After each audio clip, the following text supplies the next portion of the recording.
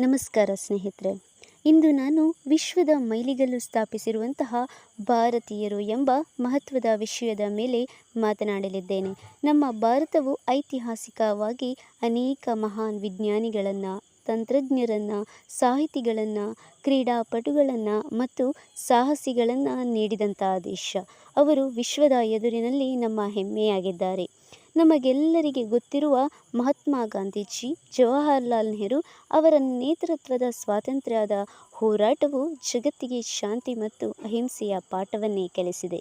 ಜಗತ್ತಿನ ಇತಿಹಾಸದಲ್ಲಿ ಗಾಂಧಿಯ ನೈತಿಕತೆ ಒಂದೇ ವಿಭಿನ್ನ ಮಾದರಿಯಾಗಿದೆ. ವಿಜ್ಞಾನ ಕ್ಷೇತ್ರದಲ್ಲಿ ಡಾಕ್ಟರ್ ಎ.ಪಿ.ಜೆ. ಅಬ್ದುಲ್ ಕಲಾಂ ರವರು ಭಾರತೀಯರಾಗಿ ಮಿಸೈಲ್ ಮ್ಯಾನ್ ಎನ್ನಿಸಿಕೊಂಡವರು. ಭಾರತದ ಮಹತ್ವದ ವಿಜ್ಞಾನಿಯಾಗಿ ಗುರುತಿಸಿಕೊಂಡವರು. ಅವರು ರಾಷ್ಟ್ರಪತಿಯಾಗಿ ದೇಶದ ಜನತೆಗೆ ಸ್ಫೂರ್ತಿದಾಯಕವಾಗಿ ಸೇವೆಯನ್ನು ಸಲ್ಲಿಸಿದವರು.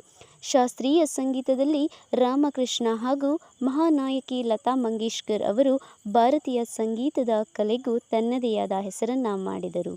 ಕ್ರೀಡಾ ಕ್ಷೇತ್ರದಲ್ಲಿ ಮಹೇಂದ್ರ ಸಿಂಗ್ ಧೋನಿ, ಪಿ.ವಿ. ಸಿಂಧು, ಸಾಧ್ವಿ ಬಾಬರ್ ಮುಂತಾದವರು ಭಾರತದ ಕ್ರೀಡಾ ಕೌಶಲ್ಯವನ್ನು ವಿಶ್ವಮಟ್ಟಕ್ಕೆ ತಲುಪಿಸಿದವರು. ಇನ್ನೂ ಹಲವು ಹೆಸರುಗಳು ನಮ್ಮನ್ನು ಪ್ರೇರೇಪಿಸುತ್ತವೆ ಮತ್ತು ನಮ್ಮ ದೇಶದ ಹೆಮ್ಮೆಯ ಮಾದರಿಗಳು. ಇಂತಹ ಮಹಾನ್ ಭಾರತೀಯರನ್ನು ಗುರುತಿಸಿಕೊಂಡು ಅವರ ಸಾಧನೆಗಳಿಂದ ಪ್ರೇರಣೆ ಪಡೆದು ನಾವು ದೇಶದ ಬೆಳವಣಿಗೆಗೆ ಸೇವೆ ಸಲ್ಲಿಸಬೇಕು.